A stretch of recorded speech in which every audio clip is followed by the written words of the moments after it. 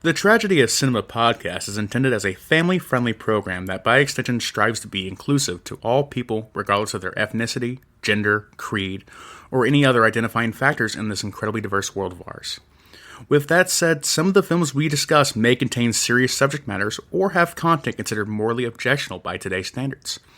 We do not intend to condone or dismiss these aspects of these films, but our primary focus will be on what we believe the film succeeds at, some fun facts, and our personal enjoyment factors of each film.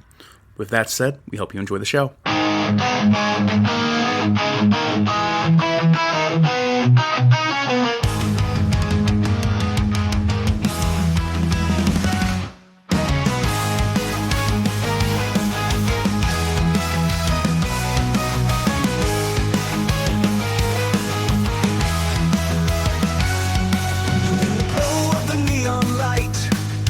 Jimbo and Kyle take flight. 80s dreams are its delight. In the realm of black and white. Movies and TV flow through the stories we all know. Silver screen tales unfold in the magic they bestow. The tragedy of cinema, when the memories shimmer. Join us as we toast to the tales we love the most.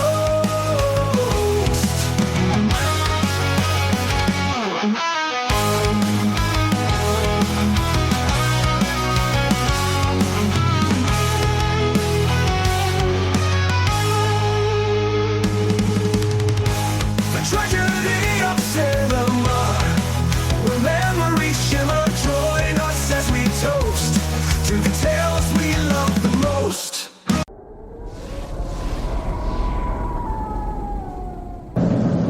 This is Jack Burton in the Pork Chop Express, and I'm talking to whoever's listening out there. It's a pretty amazing planet we live on here, and a man would have to be some kind of fool to think we're all alone in this universe. There is a hidden world where ancient evil weaves a modern mystery. What's going on here? Is this some kind of... Magic. The darkest magic.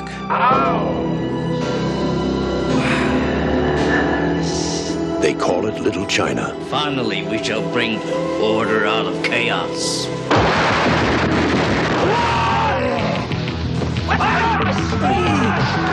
It's where Big Trouble was waiting for Jack Burton. Who? Jack Burton. Me. Jack! Jack? Jack! They told him to go to hell. You make one move. And that's just where he's going. Somebody, I don't care who, tell me what is going on.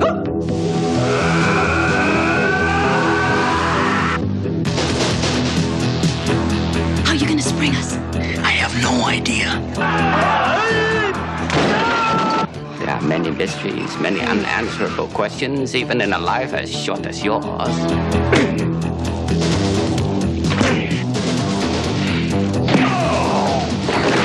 My destiny rests in your capable hands. Hey, I'll do my best.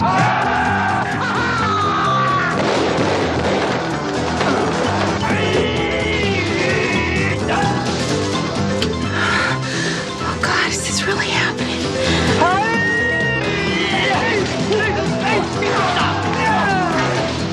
This is gonna take Cracker Jack timing, Wang. 1, 2, 3. We may be trapped. Total concentration. Safety. Oh, yeah. You ready, Jack? I was born ready.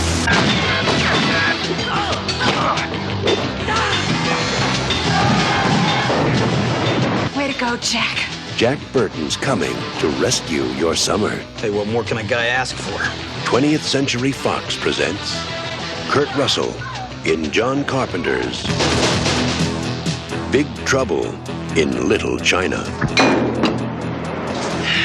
It's all in the reflexes.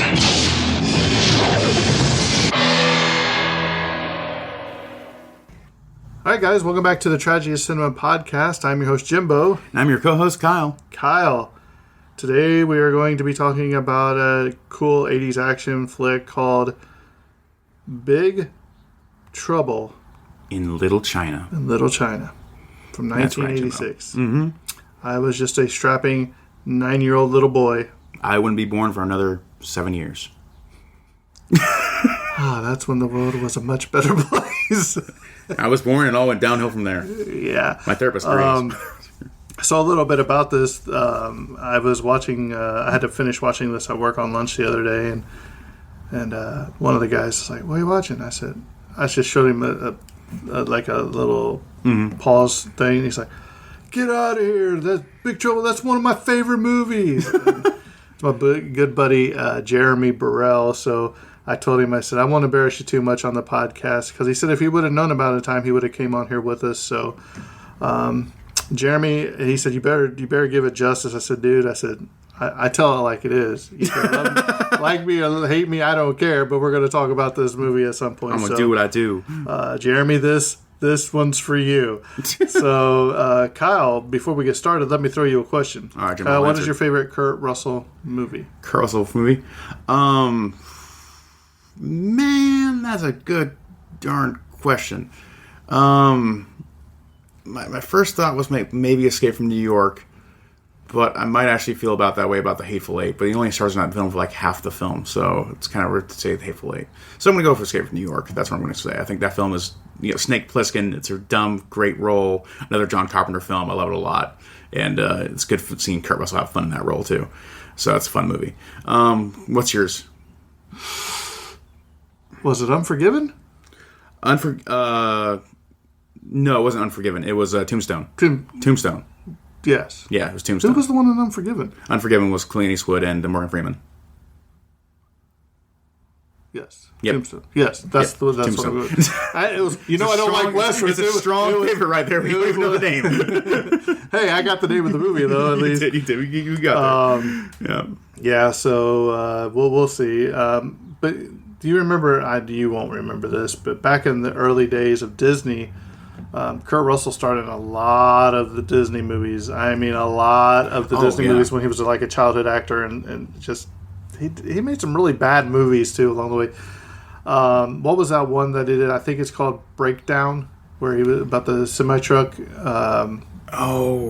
Breakdown's really good though. Really I like good. that. Well, yeah, that's another one. I thought you said like one really bad one. I thought you were going to say No. Breakdown's great. No. That's one movie that I thought that he was really good in. Yeah. But he did some really bad ones. I can't remember the names of them right now because they were that bad. Yeah, I watched Breakdown forever. That's a great movie. Yeah. I gotta add that list sometime. But it's on the list. On the list. All right, Kyle, before we get started and before you go into your little spill, once again, our good friend Jason Bond did a little something for the soundtrack of this movie. I don't think this one's very long, but here's his segment, I Heard That in a Movie. Let's hear it. This is Bond, and this is another episode of You Heard It at the Movie. Today's movie, I'll be talking about Big Trouble in Little China, the soundtrack.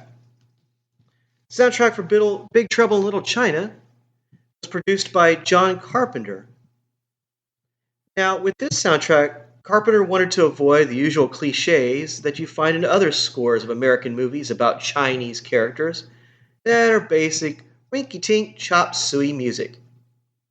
He didn't want that for Big Trouble.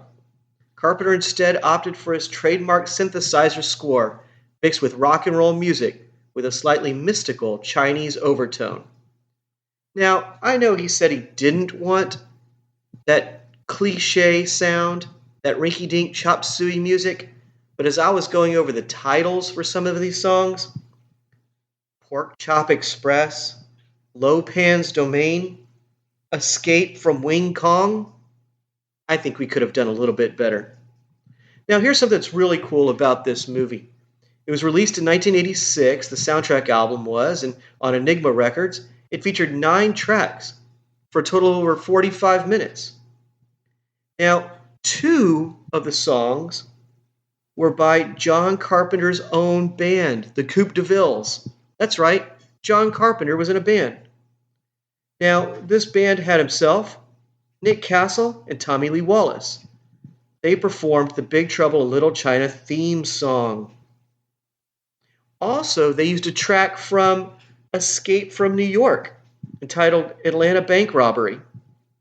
Did a little research, did a little looking, and I found out that Nick Castle, the member of his band, is also Mike Myers from the Halloween movies. So that's a nice little trivia there. This movie, Big Trouble in Little China, made by John Carpenter. And that's Bond with You Heard It at the Movies. All right. Thanks, Jason, once again for helping us out on the podcast, doing a little bit of stuff. So Once more, appreciate it. You know, I was having problems with my laptop this week, and I was telling Kyle, I said, man, it went to a black screen. I said, and I was messaging him in ADZ, and I said, look, I said, I don't know, man. I said, my laptop's black. I said, I'm just frustrated. I can't get an episode out. And I said, it's times like this that just makes me want to quit the whole thing. And he's like, no, don't do that. He's like, you guys need sponsors. I said, yeah. I said, we talked about maybe doing a Patreon again. We had one very early on. I said, but I want to make sure we have enough content and everything so that way we can update our computer system and our microphones and all that. So we might talk a little bit of something about that, Kyle, see if we can't work something out. Maybe something we just want to make sure we have content to put out. If you're giving us some of your hard-earned money, we want to make sure you get double your investment. A good return, yeah. Exactly. Yeah. I mean, we can always Skype with you. I mean, who wouldn't want to Skype with me and Kyle? Yeah, who wouldn't? A lot of people, apparently. But well, we know Kyle because he's racist.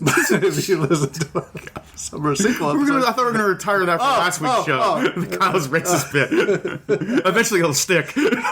I'll say something really offensive. That you're racist. Exactly. I'm just kidding, Kyle does, but every once in a while I just have to keep giving it to him because it just makes him get all squirmy, and then he starts sweating, and then Exactly. oh, they really hate me. And then I'll get a message later, it's like, I can't believe you did that to me, man. I think that's about wait till we do our live show. Oh boy. Can't wait, Jimbo. Can't wait. So, Kyle, let's go ahead and take away Big Trouble in Little China. All right, Jimbo. Like I said, Big Trouble in Little China, released on July 2nd of 1986.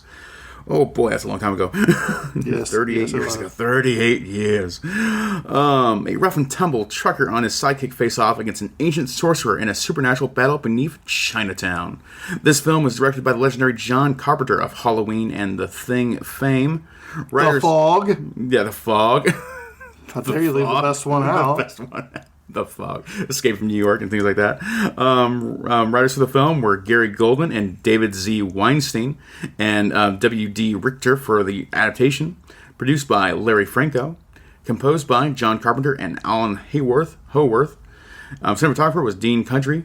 And editors for the film were Steve Merkovich, Mark Warner, and Edward A. Worshickel. Worcestershire sauce. Casting director was Jonah Merlin, and production designer was J.G. Lloyd. J.G. Whitworth. John J. Lloyd. There we go.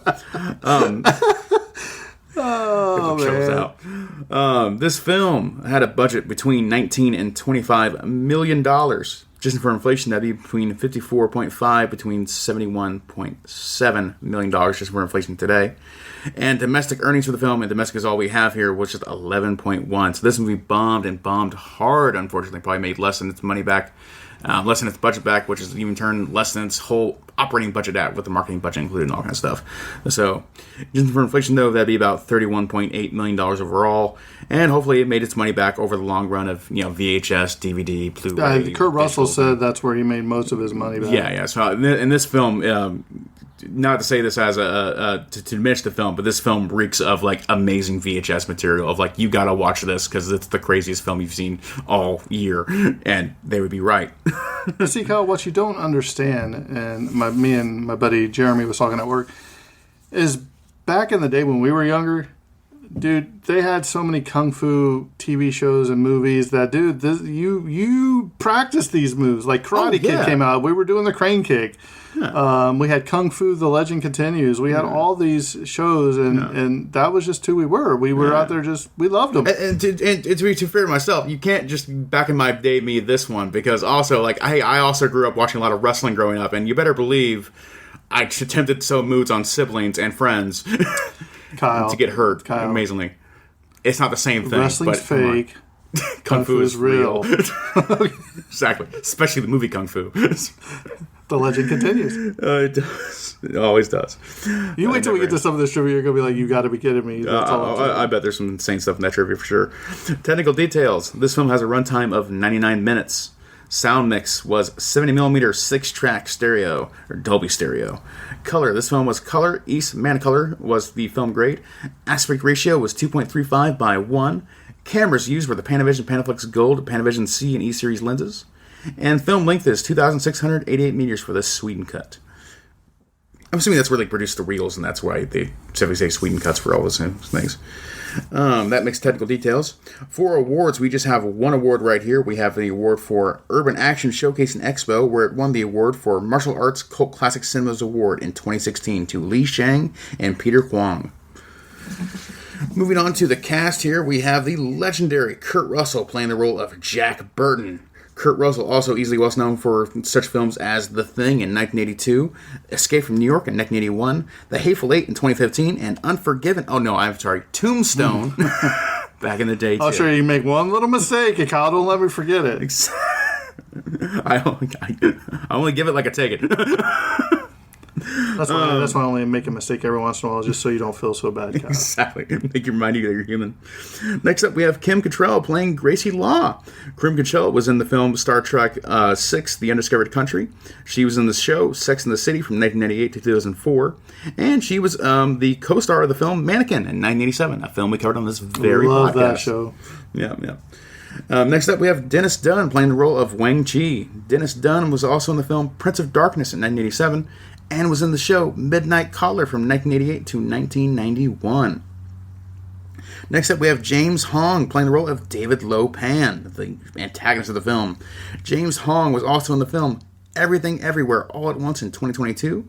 He's been in the Kung Fu Panda movie series from 2008 to 2024, and was also in the film Chinatown in 1974, and a myriad of other films too. He's been in more than 100 movies overall. So James Hong appears a lot. Next up, we have Victor Wong playing the role of Egg Shen.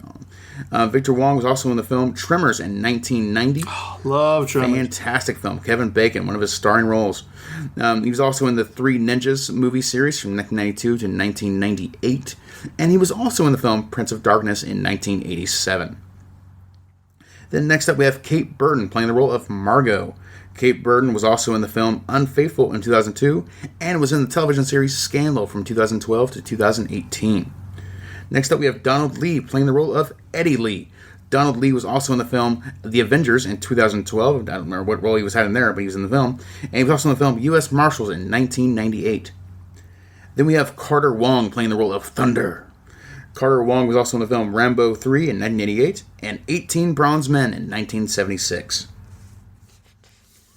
Next up, we have James Pax playing the role of Lightning. James Pax was also in the film Invasion USA in 1985 and Remains of Woman in 1993. Then next up, we have Susie Pai playing the role of Mao Miao Yin. Susie Pai was also in the film Jakarta in 1988. Then next up, we have Chai Li Che playing the role of Uncle Chu. Chai Li Che was also in the film The Prestige in 2006. And what a coincidence, right? And Warriors of Virtue, which I didn't write down the year for. Oops. Next up, we have Jeff Imada playing the role of Needles. Jeff Imada was also in the film The Bourne Ultimatum in 2007 and The Crow in 1994. Next up, we have Romo Moore playing the role of Joe Lucky.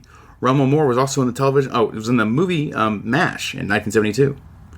Next up, we have Greg Nish playing the role of One Ear. Greg was also in the film Roadhouse in 2024. Then next week, we have Jun Kyoto Liu playing the role of White Tiger. Jun Kyoto was also in the film Bloodwork in 2002. And next up, we have Noel Tao playing the role of Mrs. O2. Noel was also in the film MASH in 1972. Not the show, the actual film itself. And that concludes the cast list of Big Trouble in Little China. Jimbo, let's move on to some of this cool trivia. Are you ready to rumble? No, I'm ready, Jimbo. Okay, Kyle, let's throw a question at you real quick. See how close you were paying. Okay. What is the name of Kurt Russell's truck? You bastard. I don't know the name of the truck. The Pork Chop Express. The Pork Chop Express. That's a great name for a truck. That's a great name for a food truck. It is a great name for a truck. I like it. The Pork Chop Express.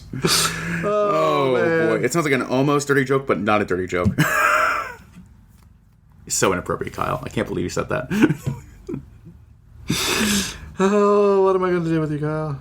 All right. Let's see here. The ending song is written and sung by the Coupe de Villes, a band formed by John Carpenter, Nick Castle, and Tommy Lee Wallace, was the second unit director on this picture. Cool.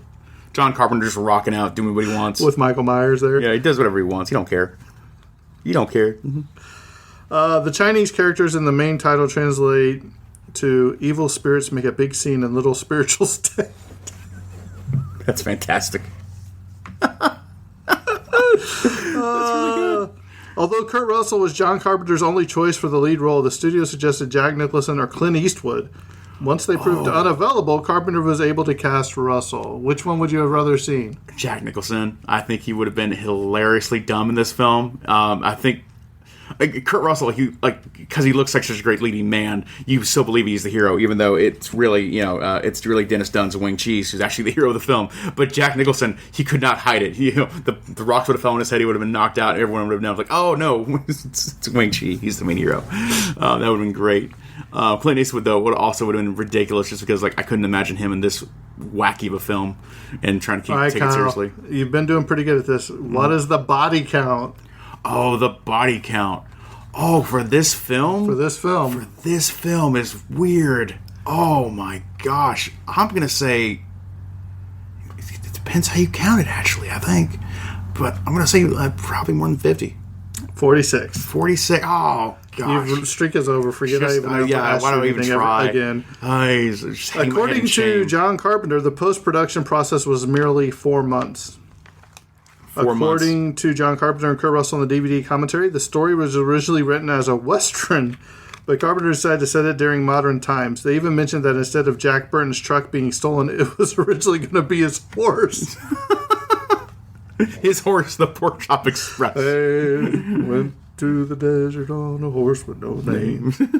Kurt Russell suffered a bad case of the flu during the scene just after the brothel scene, so the sweat on his body is real, caused by the fever. Oh man, it works great for the scene too, because it looks like he's really nervous. It's great. Yeah, and clammy.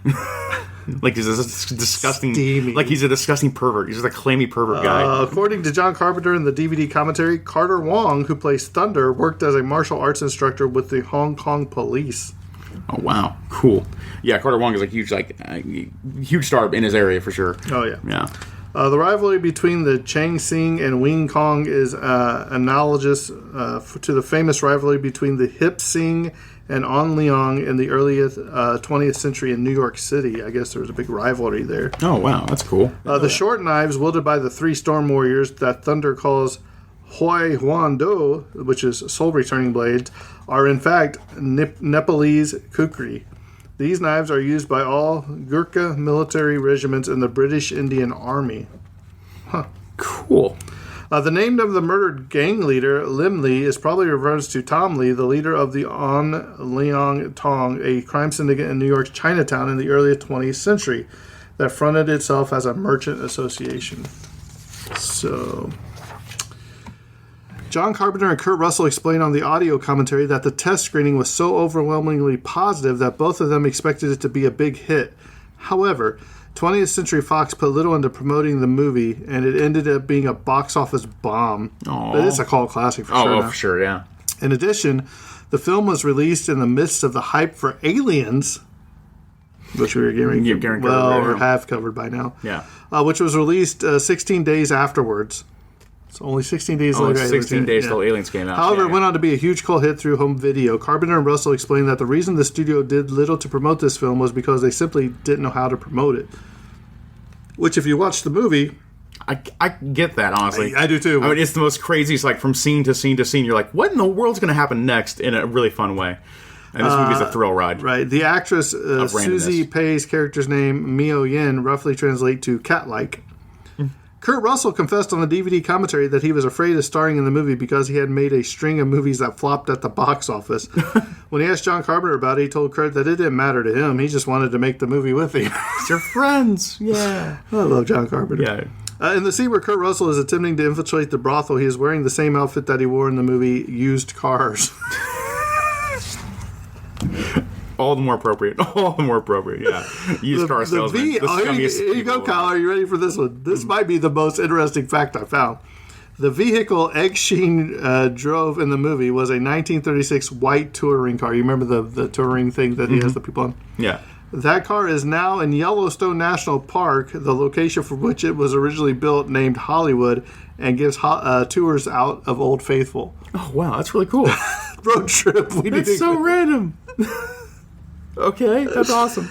Oh, man. Jackie Chan was John Carpenter's first choice to play Wong Chi, but producer Lawrence Gordon was highly against it, fearing Chan's English wasn't good enough after seeing his performance in Battle Creek Brawl and The Protector. Oh. But Carpenter wanted Chan after the success of Police Story. Chan declined, and Dennis Dunn was cast instead. So not that Dennis Dunn did a bad job at all, but I think Jackie Chan could have done it better, actually. You should put it out there. Kurt Russell based Jack Burton on John Wayne. In Escape from New York, he based Snake Plissken on Clint Eastwood, so he's paying homage to That makes a lot of sense to me, yeah. The Three Storms were partly the inspiration for the popular character of lightning god Raiden from Mortal Kombat fighting video game series, while David Lo Pan was the inspiration for the evil sorcerer Shang Tsung. Your soul is mine! Saying partial inspiration is very generous right there, because Yeah. I think it's more of like, we just ripped this guy's off some movie guys. And The Three Storms was inspired by the Lone Wolf and Cub movie. Have you ever seen those, the Lone Wolf and Cub? No, but I've heard good things. Lone Wolf and Cub. We'll have to cover that. That's yeah, that would be one of my that would be a favorites. fun watch, actually, yeah. Just before leaving to assault Lo Pan's domain, Egg offers Jack a .44 Magnum and tells him, it'll make you feel like Dirty Harry. Dirty Harry is played by Clint Eastwood, who was considered for the role of Jack Burton. Yeah, cool. Kurt Russell turned down the lead role of Connor McLeod in Highlander to appear in this film. Oh, boy. Both movies were made and released by 20th Century Fox. Oh, man. Oh, well. Can you see him in the Highlander? I'm just thinking of like his career. Like he probably would have made a lot more money if he actually did the Highlander role instead. Right. But also, I'm sure he's proud of this film, so it's okay. The movie was parodied in a Chinatown Ghost Story, an episode of the animated Teenage Mutant Ninja Turtles. They even had James Hong provide the voice of a near carbon copy of Lo Pan named Ho-Chan. Ho-Chan. Ho-Chan. Turtle Power. Kurt Russell lifted weights and took up running 2 months before production began to prepare for the physical demands of principal photography. In addition, John Carpenter and his cast and crew conducted a week of rehearsals involving choreographing the martial arts scenes. Production designer John J. Lloyd designed the elaborate underground sets and recreated Chinatown with 3-story buildings, roads, streetlights, sewers, and so on. This was necessary for the staging of complicated special effects and kung fu fight sequences that would have been very hard to do on location. Oh, wow. This forced the filmmaker to shoot the film in 15 weeks with a $25 million budget. That's incredibly impressive. They did that much for just $25 million, you know. For the film's many fight scenes, John Carpenter worked with martial arts choreographer James Liu, who planned every scene in detail. Carpenter stated, I used every cheap gag, trampolines, wires, reverse movements, and upside-down sets. It was much like photographing a dance. Yeah, everything as fantastical as possible in that film. Yep. Jeff Bridges was considered to play Jack Burton. He probably could have pulled it off, too, since he worked with John Carpenter on Starman. He also was considered for Kurt Russell's role in Escape from New York and The Thing. Oh, yeah, that would have been good, too. Jeff Bridges could have done the job for sure. People used to get them too confused, remember? Exactly, yeah. They're kind of the same person. They do got a good face structure together. Yeah, They should have played brothers in some film. They should have done that. Step Brothers would have been funny. That would have been hilarious, yeah. Kim Cattrall left the set at 4:30 p.m. each day, then performed in a production of Antoine Chekhov's Three Sisters. Cattrall remembers having to explain to studio bosses who Chekhov was. Quote, my film career subsidized my theater career, she said. If I only did theater, I would have had to waitress, and I didn't want a waitress. John Carpenter yelled at a special effects coordinator after one of the squibs on the wall went off much sooner than expected. Kurt Russell said it was one of the few times he ever saw Carpenter lose his cool on set.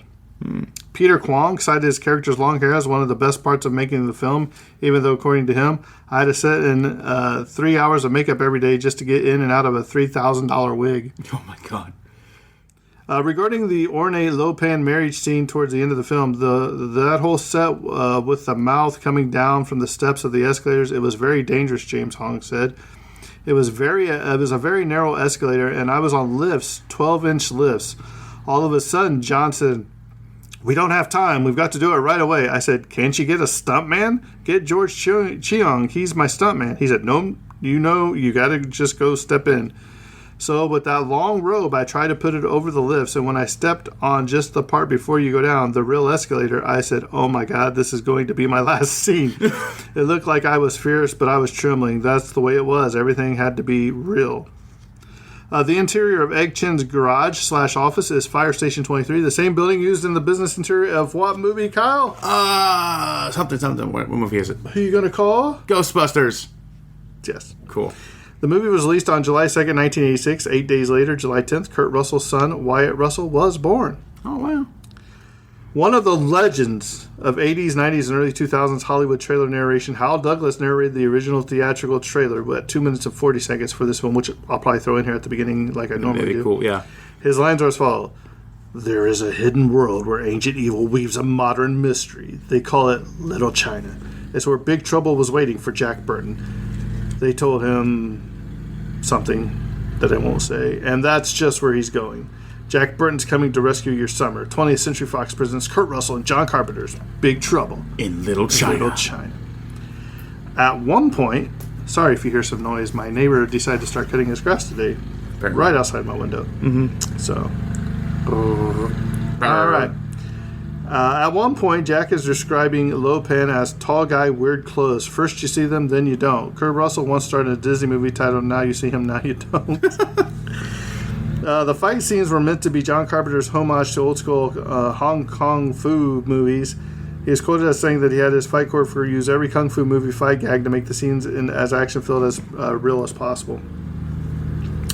Kurt Russell was concerned with his own bankability as an actor at the time since he hadn't appeared in many moneymakers during the early to mid-'80s.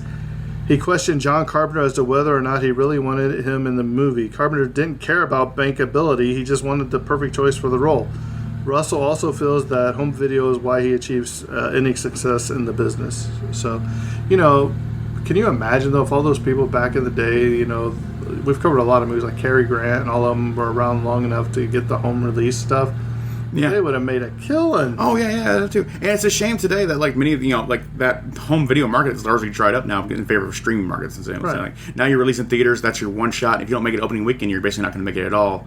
And then, then you're just pushed on some streaming platform for an undisclosed amount of money, and we never really see a sequel or something like that, or those films, like, they lose their chances to really, make it big anywhere else. Yep. It's a real shame now. Kurt Russell had to learn to drive the semi-truck for a few shots in the film. He jokes that he was terrified of hurting someone. John Carpenter jokes he was more concerned with the actor breaking the truck. Most of the stunts in the final battle sequence were performed using trampolines instead of common wire work and for similar scenes in other movies. Kurt Russell remembers back at the press junket for the film, and he recalls how he had never before and had not since had an experience where so many press people asked him what it was like to be in the biggest movie of the year. He mentions test screening and how the numbers were huge, and then I kept waiting to see ads and things just didn't happen. He says the biggest movie in 1986 was actually Top Gun, which made roughly $160 million more than this film. Yeah, that's not surprising. Top Gun still would have been the biggest movie rough of the year. year because you had Aliens and Top Gun. Yeah, you're not good luck, doing Big that, Trouble. Yeah. There's Big Trouble in Little Market right there. Mm-hmm. The set used for the opening scenes in Chinatown was created by the Thing production designer John J. Lloyd. Kurt Russell and John Carpenter both remember the set being used for Janet Jackson's When I Think of You, with Carpenter even remembers seeing Michael Jackson walking around looking at the set while they filmed. Also, Bubbles the chimpanzee, the scene with him was sadly cut out of it. John Carpenter notes the flack he got when making this film. According to him, the Asian community were so upset with him. He was a white director making a movie about Chinese mythology and culture. Because Asians shouldn't have light coming out of their mouths, joked Kurt Russell. The two do agree in all sincerity that Dennis Dunn, who plays Wang, is the hero of the movie and Jack Burton is the buffoon. Yeah, that's for sure. Well, we'll ask our resident racist here in a minute. Oh, no, gosh. Jimbo! I'm kidding. I'm kidding. I couldn't resist. You racist. No. According to... Okay. Kyle is so red. You're redder than your shirt, dude. Yeah. They know I'm kidding. If I don't pick on you, who is? Jeez. All right. According to... Kyle, I don't know what racist. To say. Kyle's Put that on a t-shirt. Call you R&R. I'll be a politician in 20 years, and that will all come back to me. It'd be great. According to John Carpenter, it was 20th Century Fox's company policy to spend $3 million on marketing for a film. One particular exec kept telling the director that we were going to have big ads for the film, but what Carpenter saw didn't match the description. Kurt Russell joked that he couldn't even recognize himself in the poster image. That's hilarious. Oh, man. John Carpenter doesn't like to use storyboards as he feels it locks you into a shot when being able to improvise and think of ideas on the fly are much more beneficial, which I agree. Yes and no. Kurt Russell turned down the role of Flash Gordon in 1980 because he disliked the slapstick, carefree nature of the film, and he did Escape of New York in 1981 instead. A few years later, he made Big Trouble in Little China, which had the same slapstick, carefree nature as Flash Gordon. If that's how you feel. We got to cover Flash Gordon sometime, too. Oh, yeah, for sure. It's surprising we haven't, actually. I know. Co-writer David Weinstein is not believed to be related to now infamous Weinstein Company or its jailed founder. So don't get the two confused. In the wedding scene where Lo Pan is putting the needle of love in Mio Yin, James Hong jabs Susie Pei too hard. You can see her flinch as he puts it in her. Oh, okay, that's real. I guess they're really sticking them in him. The brides of Lo Pan must have green eyes, yet Kim Cattrall and Susie Pei both have brown eyes. They wore green contacts for the movie. This is very obvious in the high definition version. Oh. What if they have like it didn't seem very the plug eyes, you know, like the Deadpool mask? It's very green. One of the most difficult effects was the floating eyeball, the spy for Lo Pan. It was powered by several puppeteers and dozens of cables to control its facial expressions. It was shot with a matting system specifically designed for it. In the last scene featured the character Lightning. The last frame of the lightning effects formed the Chinese characters for Carpenter, a tribute to director John Carpenter. There's still an image of this in the photo gallery. We were looking at that at work too. Neat. In an early scene set at the airport, a street gang has kidnapped Wang's fiance, and are speeding through the underground car park towards Wang and Jack, who dive out of the way just in time. It's a very impressive stunt. But watching the scene carefully, it is easy to spot that John Carpenter shot the scene backwards, with the actors performing all movements in reverse. The scene was then played forward and sped up substantially. This dramatic scene was shot using his reverse method, not to confuse actor and crew, or audience for that matter, but for safety reasons due to the speed of the vehicles and lack of stunt doubles.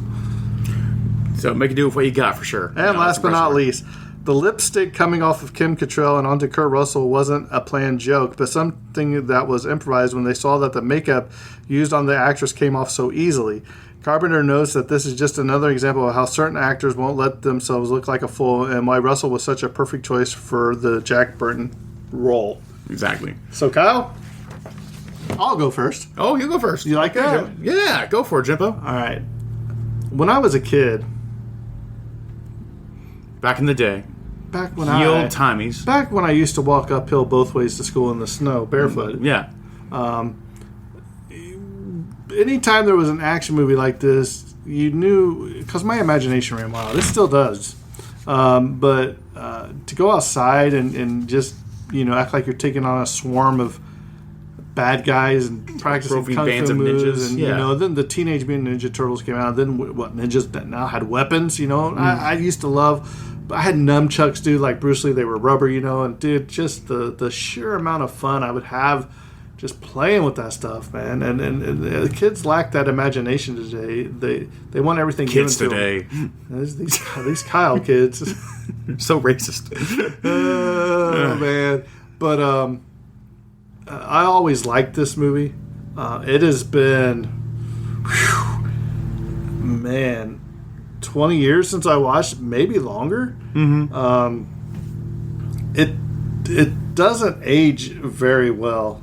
We were watching at work, and it's just, this is a movie that is, I would say, is prime candidate for a remake, because I think the effects and stuff they could do today would just be awesome. Not that there's nothing wrong with this one, but I just think that sometimes you just need to, even if you kept the story exactly the same and just updated it with newer graphics, even have Kurt Russell reprising his role as Jack. So, Jimbo, I actually have news from you about this. Wait until I'm done. Okay. Don't interrupt me. I don't interrupt you.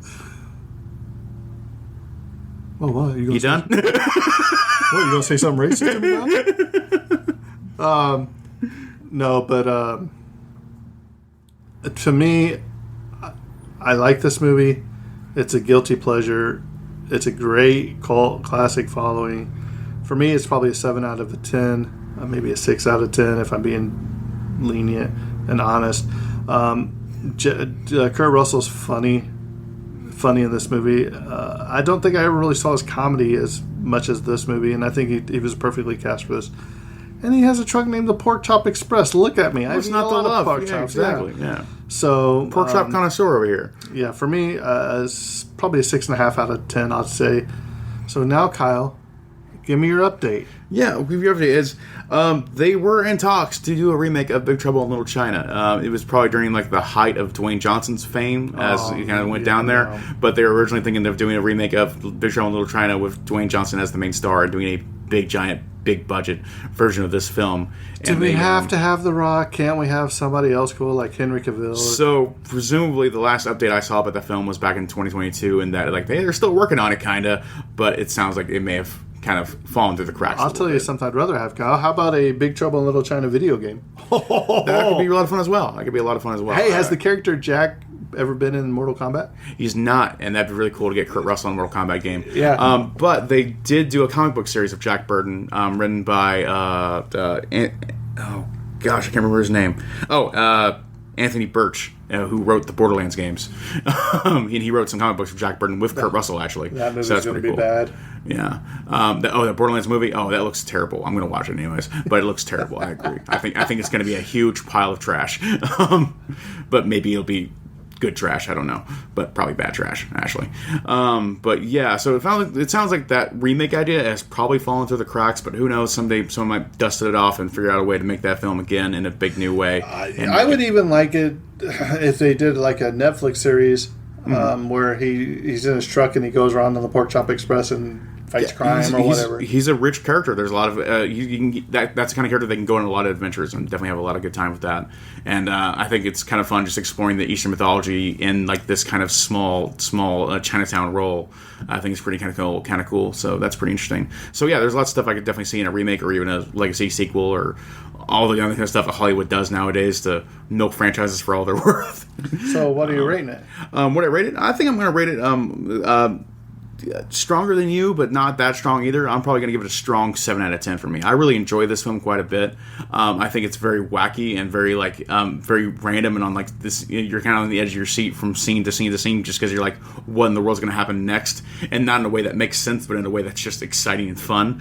And when they're trying to escape and they're all following Kurt Russell and he gets to that door, he's like, okay, on the count of 3, 1, 2, 3. And he opens that door and all them bad guys are there. Yeah. And he shuts it real quick. Yeah. That is probably my funniest scene of this movie. One of my favorite scenes is like when they're trying to climb up into the different rooms, and eventually you just see Victor Wan's character Egg Shen at the very top. It's like, how'd you get up there? It wasn't easy. Yeah. that's all his excuse for how he got up there. And I just died laughing at that. I was like, we're not even going to try.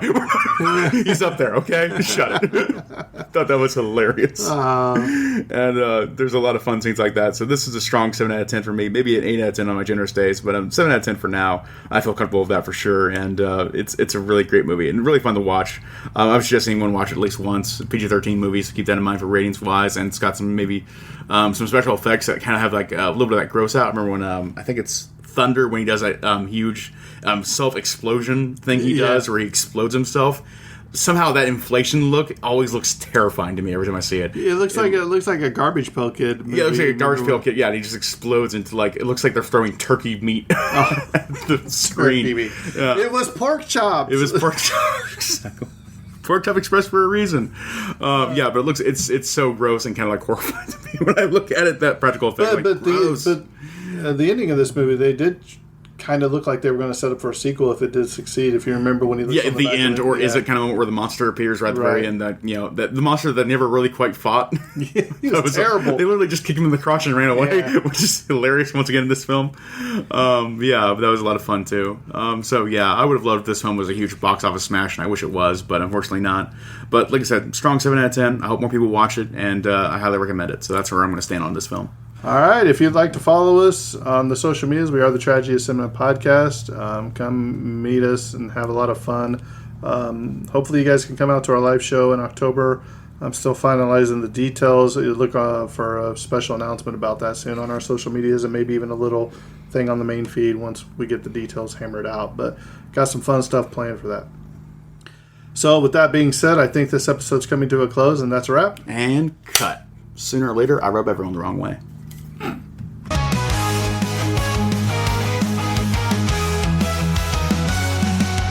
The tragedy of cinema, where memories shimmer. Join us as we toast to the tales we love the most. The tragedy of cinema, where memories shimmer. Join us as we toast to the tales we love the most.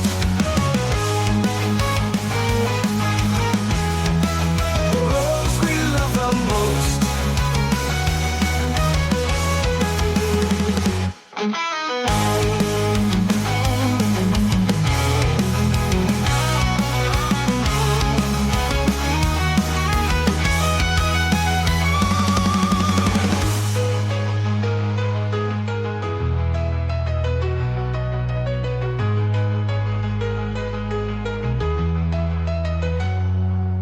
The tragedy of cinema, where memories shimmer.